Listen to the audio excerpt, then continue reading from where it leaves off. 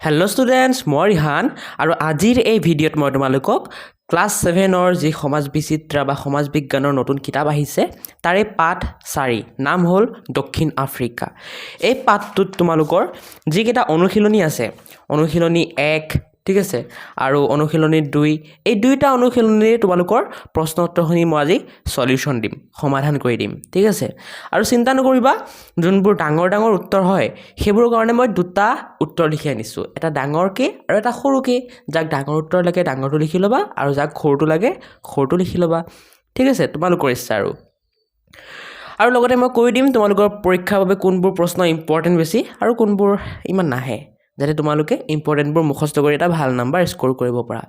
আৰু তোমালোকক যদি MCQ লাগে বা মোৰ পৰা যদি অনলাইন পঢ়িব বিচাৰা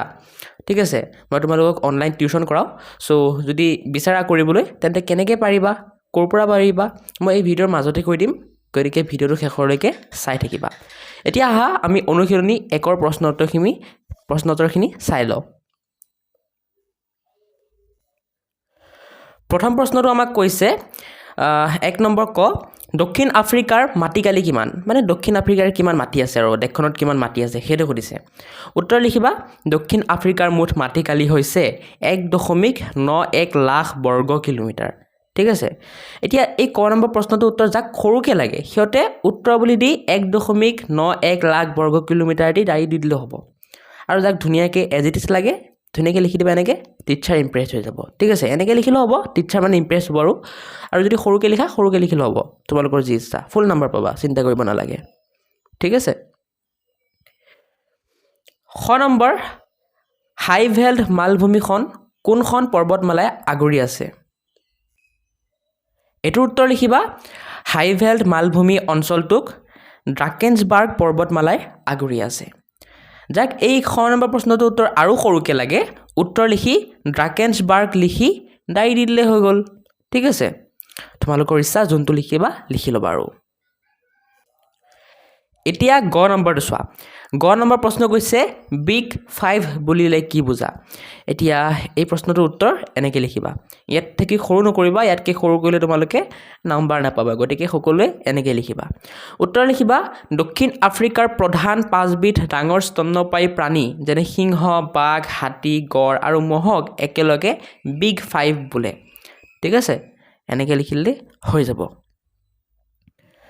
নেক্সট 2 নম্বৰ, জোহানেছবাৰ্গক কিয় সোণৰ নগৰ বুলি জনা যায়?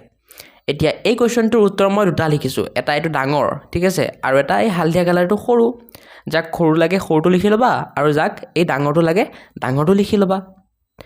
মই পৰামৰ্শ দিম তোমালোকক ডাঙৰটো লিখাৰ, কাৰণ ডাঙৰটো লিখিলে তোমালোকৰ 1 মাৰ্কো নেকাটে, কিন্তু সৰুটো লিখিলে তোমালোকৰ যদি এই প্ৰশ্নটোত 4 বা 3 মাৰ্ক থাকে তেতিয়া 1 মাৰ্কমান কাটিব পাৰে ঠিক আছে। 2 মানটো পাই যাবা, যদি 2 থাকে 2 পাই যাবা আৰামছে, চিন্তা কৰিব নালাগে। কিন্তু যদি 3 বা 4 থাকে 1 মাৰ্কমান কাটিব পাৰে। সেইকাৰণে মই যিমানবোৰ প্ৰশ্নৰ উত্তৰ দুটা লিখি আনিছোঁ ঠিক আছে, যেনেকৈ এইটো কাৰণে এইটো ডাঙৰ আৰু এইটো সৰু, যিমানবোৰ প্ৰশ্নৰ উত্তৰ মই দুটা লিখি আনিছোঁ এনেকৈ, সেইবোৰ মই পৰামৰ্শ দিম পৰাপক্ষত ডাঙৰটো লিখিবা। ডাঙৰটো লিখিলে নাম্বাৰ কাটাই নাযায়, কিন্তু সৰুটো লিখিলে অকণ চকণ নাম্বাৰ কাটিব পাৰে। চিন্তা নকৰিবা, কিবা না কিবা এটা পাবাই, কিন্তু একেবাৰে শূন্য নিদিয়ে, কিবা না কিবা নাম্বাৰ দিবই ঠিক আছে। চ' তোমালোকৰ ইচ্ছা এতিয়া কোনে কোনটো কৰা কৰিবা। আৰু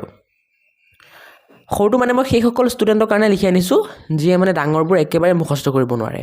সিহঁতে যাতে পৰীক্ষাত কিবা এটা লিখি কিবা এটাতো মাৰ্ক পাক, একো নিলিখাতকৈ কিবা মাৰ্ক পোৱাটো বেছি ভাল। এতিয়া এই 2 নম্বৰ প্ৰশ্ন, জোহানেছবাৰ্গক কিয় সোণৰ নগৰ বুলি জনা যায়? ইয়াৰ ডাঙৰ উত্তৰটো মই পঢ়ি দিছোঁ প্ৰথমে, পিছত সৰুটো পঢ়ি দিম, চাই লিখি ল'বা যাক যোনটো লাগে।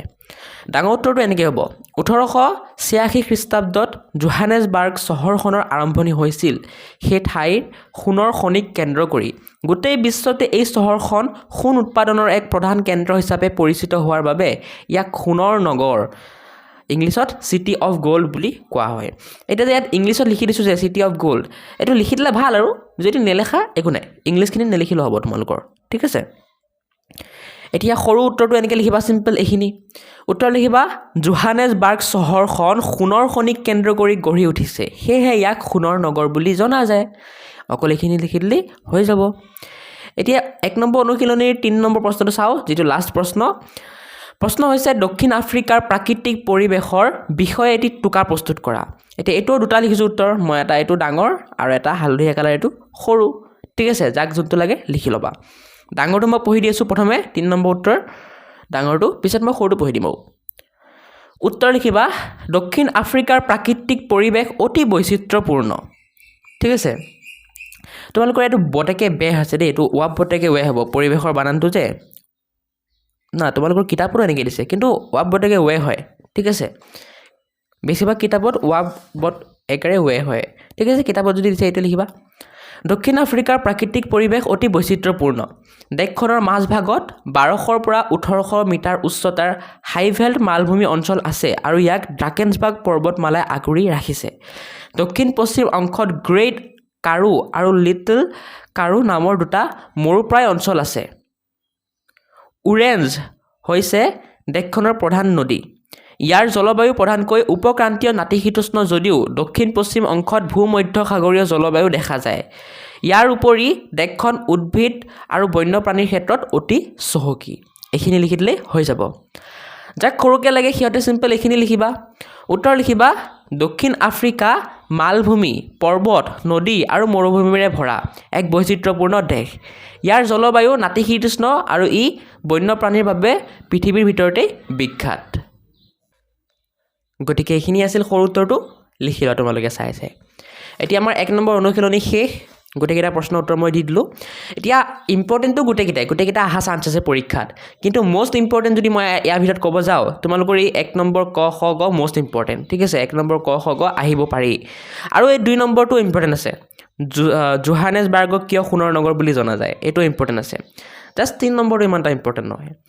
সো 1 নম্বৰ ক খ গ এটাটো সৰুৱে পাৰিবা ইজিলি হৈ যাব আৰু এই 2 নম্বৰটো মুখস্থ কৰিবা তোমালোকৰ ইম্পৰ্টেণ্ট এইকেইটাই ঠিক আছে ভিডিঅ'টোৰ মাজতে কৈ দিছোঁ কেনেকৈ মোৰ পৰা অনলাইন পঢ়িব পাৰিবা ইয়াৰ কাৰণে এই ভিডিঅ'ৰ ডেছক্ৰিপশ্যনটো খুলি ল'বা আৰু তাত থকা প্ৰথম লিংকটোত ক্লিক কৰি YourZYZ আছাম নামৰ মোৰ ইনষ্টাগ্ৰাম একাউণ্টটো ফ'ল' কৰি দিবা আৰু যি প্ৰশ্ন বা ডাউট থাকে তাত মোক সুধিবা মই নিশ্চয় ৰিপ্লাই দিম নেক্সট এপ লিংকটোত ক্লিক কৰি মোৰ এপ সহায়ক লাৰ্ণিং হাব ডাউনলোড কৰি ল'বা আৰু সেই এপটো কেনেকৈ ডাউনলোড কৰিব লাগে কেনেকৈ ইউজ কৰিব লাগে কেনেকৈ কোৰ্চ ল'ব লাগে কেনেকৈ অনলাইন টিউশ্যন কৰিবা সকলো মই এই এপ টিউটৰিয়েল নামৰ ভিডিঅ'টোত বুজাই দিছোঁ ক্লিক কৰি ভিডিঅ'টো চাই পেলাই বুজি ল'বা কোনোবাই যদি ৰিয়েলি কোৰ্চ ল'বলৈ ইণ্টাৰেষ্টেড আছা তেন্তে সেই কোৰ্চবোৰত মই কি পঢ়াম কি নপঢ়াম কেনেকৈ পঢ়াম কেতিয়া পঢ়াম সকলো ডিটেইলছ মই ইয়াত দি থ'ম গৈ চাব পাৰিবা যেনে মই ইংৰাজীৰ কাৰণে কোৰ্চ লঞ্চ কৰিছোঁ আৰু তাৰ কাৰণে সেই সকলো কোৰ্চৰ ডিটেইলছৰ এটা ভিডিঅ' বনাইছোঁ এই ভিডিঅ'টোত ক্লিক কৰি চাব পাৰিবা বাকীবোৰৰ কাৰণে দিয়া নাই মানে বাকীবোৰ কোৰ্চ লঞ্চ কৰা নাই বাকীবোৰৰ কোৰ্চ লঞ্চ কৰিলে ইয়াত ডিটেইল ভিডিঅ'বোৰ দি দিম মই চাব পাৰিবা ঠিক আছে তোমালোকে যদি এনি প্ৰব্লেম পোৱা কোৰ্চ ল'বৰ কাৰণে বা এপটোত এনি প্ৰব্লেম পোৱা মোক সেই ইনষ্টাগ্ৰাম একাউণ্টটোত মেছেজ কৰিবা মই নিশ্চয় ৰিপ্লাই দিম আৰু তোমালোকৰ যোন ষ্টুডেণ্টে কোৰ্চ ল'বা তাৰ ভিতৰত কিছুমান লাকি ষ্টুডেণ্টছক মই নিজেই ফোন কৰিম আৰু কিছুমান গিফ্ট দিম যেনে মোবাইল ফোন লেপটপ এনেকুৱা কিছুমান গিফ্ট দিম চ' তোমালোকে লাকি হ'ব পাৰা গতিকে কোৰ্চ লঞ্চ কৰিলে কোৰ্চখিনি ল'বা আৰু চিন্তা নকৰিবা কোৰ্চখিনি একেবাৰে মিনিমাম প্ৰাইচ ৰাখিম মই একেবাৰে মিনিমাম যেনেকৈ এবছৰত 600 টকা বা 700 টকা বা 500 টকা তেনেকুৱা ঠিক আছে আৰু কিছুমান ষ্টুডেণ্টে যদি সেইখিনি পইচাও এফৰ্ড কৰিব নোৱাৰা তেতিয়া মই ইউটিউবত যি ফ্ৰী ভিডিঅ' বনাই থৈছোঁ তোমালোকৰ ক্লাছৰ সেইবোৰ চাব পাৰা সেইবোৰৰ লিংক এনেকৈ দিয়া থাকিব চাব পাৰা গৈ পেলাই নেক্সট অকণ তলত যাবা তেতিয়া দেখা পাবা মাই ছ'চিয়েল মিডিয়া লিংকছ বুলি দি মোৰ ইনষ্টাগ্ৰাম হোৱাটছআপ ফেচবুক এইবোৰৰ লিংক দি আছে সেইবোৰত গৈ পেলাই মোক ফ'ল' কৰি দিবা ঠিক আছে এতিয়া তোমালোকৰ ভিতৰত কিছুমান ষ্টুডেণ্টে ভিডিঅ'ৰ ডেছক্ৰিপশ্যন খুলিব নাজানে সিহঁতক মই শিকাই দি আছোঁ চোৱা যেতিয়ালৈকে ইউটিউবটো আপডেট নহয় এনেকৈ তোমালোকে ভিডিঅ'ৰ ডেছক্ৰিপশ্যন খুলিব পাৰিবা ইয়াৰ কাৰণে ভিডিঅ'টো সৰু কৰি ল'বা কৰি লৈ এই মোৰ অপশ্যনটোত ক্লিক কৰিবা মোৰ কৰাৰ পাছত এনেকুৱা এটা পেজ খুলি যাব ইয়াত আকৌ তলত মোৰ বুলি লিখা আছে সেই অপশ্যনটোত ক্লিক কৰিলে এনেকুৱা এটা পেজ খুলি যাব আৰু এই পেজটো হ'ল তোমালোকৰ ভিডিঅ'ৰ ডেছক্ৰিপশ্যন য'ত মই এপ লিংক ইনষ্টাগ্ৰাম লিংক বাকী ভিডিঅ'বোৰ লিংক সকলো ইয়াতে দি থৈছোঁ গৈ পেলাই চাব পাৰিবা এতিয়া আমি 2 নম্বৰ অনুশীলনীৰ চাওঁ 2 নম্বৰ অনুশীলনীৰ 1 নম্বৰ আৰু 2 নম্বৰ 3 নম্বৰ গোটেইকেইটা চাম আমি হা তোমালোকে ভিডিঅ'টো চাই থাকা 2 নম্বৰ অনুশীলনীৰ তোমালোকৰ 1 নম্বৰ ক প্ৰশ্নটো কৈছে দক্ষিণ আফ্ৰিকাত বৰ্ণ বৈষম্য বিৰোধী আন্দোলনক কোনে নেতৃত্ব দিছিল বৰ্ণ বৈষম্য মানে মই বগা বা সি কোলা এনেকুৱা মানে মানুহৰ ৰূপ বা ৰঙক লৈ বৈষম্য কৰা ঠিক আছে এই আন্দোলনক কোনে নেতৃত্ব দিছিল সুধিছে উত্তৰ লিখিবা দক্ষিণ আফ্ৰিকাত বৰ্ণ বৈষম্য বিৰোধী আন্দোলনক নেলছন মেণ্ডেলাই নেতৃত্ব দিছিল এটা যাক এই ক নম্বৰ উত্তৰটো সৰুকে লাগে উত্তৰ বুলি লিখি নেলছন মেণ্ডেলাই লিখি ডায়েৰী দিলেও হ'ব আৰু যাক ধুনীয়াকৈ এজ ইট ইজ লাগে বাইদেউ যাতে দেখি ভাল পায় সিহঁতে গোটেইকেইটা এজ ইট ইজ লিখি দিবা ঠিক আছে এনেকৈ লিখি দিবা সৰুকৈ লাগিলে অকল উত্তৰ লিখি নেলছন মেণ্ডেলাই লিখি ডায়েৰী দিলে হ'ব মানে অকল দাঁত কালা কৰাখিনি তোমালোকৰ ইচ্ছা যাক যোনটো লাগে লিখি ল'বা মাৰ্ক কোনটো পাবা ফুল মাৰ্ক পাবা দুটাতে খ নম্বৰ ওলান্দাজসকলে কেতিয়া কেপ টাউন চহৰত বসতি স্থাপন কৰিছিল উত্তৰ লিখিবা ওলান্দাজসকলে 1662 খ্ৰীষ্টাব্দত কেপ টাউন চহৰত বসতি স্থাপন কৰিছিল এতিয়া এই কুৱেশ্যনটোৰ উত্তৰ যাক সৰুকৈ লাগে উত্তৰ লিখি 1652 খ্ৰীষ্টাব্দত লিখি ডায়েৰী দি দিলে হৈ যাব ঠিক আছে গ নম্বৰ আফ্ৰিকান নেশ্যনেল কংগ্ৰেছ কি এইটোৰ উত্তৰ লিখিবা সিম্পল তোমালোকে এইখিনি লিখিলে হৈ যাব ঠিক আছে ইয়াতকৈ সৰু মই কৰা নাই অকল গ নম্বৰটো উত্তৰ এইখিনি লিখিলে হ'ব ইয়াতকৈ সৰু কৰিলে নাম্বাৰ নাপাবা কিন্তু এইখিনি লিখিবা উত্তৰ লিখিবা আফ্ৰিকান নেশ্যনেল কংগ্ৰেছ হ'ল দক্ষিণ আফ্ৰিকাৰ কৃষ্ণাংগসকলৰ মানে কোলা মানুহৰ আৰু এটা ৰাজনৈতিক দল যিয়ে বৰ্ণ বৈষম্যৰ বিৰুদ্ধে যুঁজ দিছিল এতিয়া নেক্সট 2 নম্বৰ দক্ষিণ আফ্ৰিকাত বৰ্ণ বৈষম্য বিৰোধী আন্দোলন কিয় গঢ়ি উঠিছিল এতিয়া এইটো প্ৰশ্নৰ উত্তৰ অকণ ডাঙৰ আছে চোৱা দেখিছা সেইকাৰণে মই ডাঙৰটোৰো লিখিছোঁ আৰু এই হালধীয়া কালাৰৰ সৰু উত্তৰো লিখিছোঁ গতিকে 2 নম্বৰ প্ৰশ্নটোৰ যাক ডাঙৰ উত্তৰ লাগে সিহঁতে এনেকৈ লিখি লোৱা মই পঢ়ি দিম আৰু পিছত যাক সৰু উত্তৰ লাগে মই পঢ়ি দিম পিছত লিখি ল'বা ডাঙৰ উত্তৰটো এনেকৈ লিখিবা দক্ষিণ আফ্ৰিকাত শ্বেতাংগ মানে বগা মানুহৰ চৰকাৰে ঠিক আছে কৃষ্ণাংগ লোকসকলৰ ওপৰত চলোৱা চৰম বৈষম্য আৰু অন্যায়ৰ বাবে এই আন্দোলন গঢ়ি উঠিছিল শ্বেতাংগসকলে কৃষ্ণাংগসকলক সকলো সামাজিক আৰু ৰাজনৈতিক অধিকাৰৰ পৰা বঞ্চিত কৰিছিল আৰু তেওঁলোকক 5 আইনৰ জৰিয়তে সদায় পৰিচয় পত্ৰ লগত ৰাখিবলৈ বাধ্য কৰিছিল এনে অমানৱীয় ব্যৱস্থা আৰু বৰ্ণবাদৰ বিৰুদ্ধে কৃষ্ণাংগসকলে নিজৰ অধিকাৰ বিচাৰি এই আন্দোলন আৰম্ভ কৰিছিল অকল এইখিনি লিখিলে হৈ যাব আৰু যাক সৰুকৈ লাগে সিম্পল এইখিনি পৰা লিখিবা উত্তৰ শ্বেতাংগসকলে কৃষ্ণাংগ লোকসকলক কৰা শোষণ আৰু বৰ্ণ বৈষম্যমূলক আইনৰ বিৰুদ্ধে নিজৰ অধিকাৰ পাবলৈ এই আন্দোলন গঢ়ি উঠিছিল বা গঢ়ি তুলিছিল হ'ব চাগে আই থিংক ঠিক আছে এনেকৈ লিখিলে হ'ব কি লিখিছোঁ মই শ্বেতাংগসকলে কৃষ্ণাংগ লোকসকলক কৰা শোষণ আৰু বৰ্ণ বৈষম্যমূলক আইনৰ বিৰুদ্ধে নিজৰ অধিকাৰ পাবলৈ এই আন্দোলন গঢ়ি উঠিছিল বা গঢ়ি তুলিছিল লিখিবা বেছি ভাল হ'ব দেই গঢ়ি তুলিছিল মই লিখি দি আছোঁ ৰ'বা অ'কে মই ঠিক কৰি দিলোঁ চোৱা গঢ়ি তুলিছিল এনেকৈ লিখিবা ঠিক আছে হৈ যায় মিষ্টেক হৈ যায় কেতিয়াবা টাইপিং মিষ্টেক কাৰণ ইমানবোৰ লিখোঁতে মানে কেতিয়াবা এইবোৰ হৈ যায় মিষ্টেকছ ঠিক আছে ক্ষমা কৰিবা এইটো কাৰণে এতিয়া 3 নম্বৰটো চাওঁ আহা নেলছন মেণ্ডেলাৰ বিষয়ে এটি চমু টোকা লিখা এতিয়া এইটো উত্তৰ মই দুটা লিখিছোঁ এটা এইটো ডাঙৰ আৰু এটা এইটো হালধীয়া কালাৰ সৰু যাক যোনটো লাগে লিখি ল'বা ডাঙৰটো পঢ়ি দিছোঁ মই পিছত সৰুটো পঢ়ি দিম উত্তৰ হ'ব নেলছন মেণ্ডেলা আছিল দক্ষিণ আফ্ৰিকাৰ বৰ্ণ বৈষম্য বিৰোধী আন্দোলনৰ এগৰাকী মহান নেতা তেওঁ আফ্ৰিকান নেশ্যনেল কংগ্ৰেছৰ জৰিয়তে বৰ্ণবাদৰ বিৰুদ্ধে তীব্ৰ সংগ্ৰাম চলাইছিল যাৰ বাবে তেওঁ 1662 চনত গ্ৰেপ্তাৰ হৈ সুদীৰ্ঘ 27 বছৰ কাৰাগাৰত কটাব লগা হৈছিল 1990 চনত কাৰামুক্ত হৈ তেওঁ শ্বেতাংগ চৰকাৰৰ সৈতে শান্তি আলোচনা কৰে আৰু 1994 চনত দেশৰ পৰা বৰ্ণ বৈষম্য দূৰ কৰি সকলোৰে অংশগ্ৰহণেৰে নতুন চৰকাৰ গঠন কৰাত মুখ্য ভূমিকা লয় ঠিক আছে এইখিনি আৰু যাক সৰুকৈ লাগে সিম্পল এইখিনি পৰা ষ্টাৰ্ট কৰিবা উত্তৰ নেলছন মেণ্ডেলা দক্ষিণ আফ্ৰিকাৰ এজন বিখ্যাত নেতা আছিল যিয়ে বৰ্ণবাদৰ বিৰুদ্ধে যুঁজি দেশখনত শান্তি আৰু সমতা স্থাপন কৰিছিল তেওঁ ইয়াৰ বাবে বহু বছৰ জেলত আছিল ঠিক আছে এইখিনিয়ে তোমালোকৰ একেবাৰে 2 নম্বৰ অনুশীলনীৰ 1ৰ পৰা লৈ মই 2 3 গোটেইকেইটা দি দিলোঁ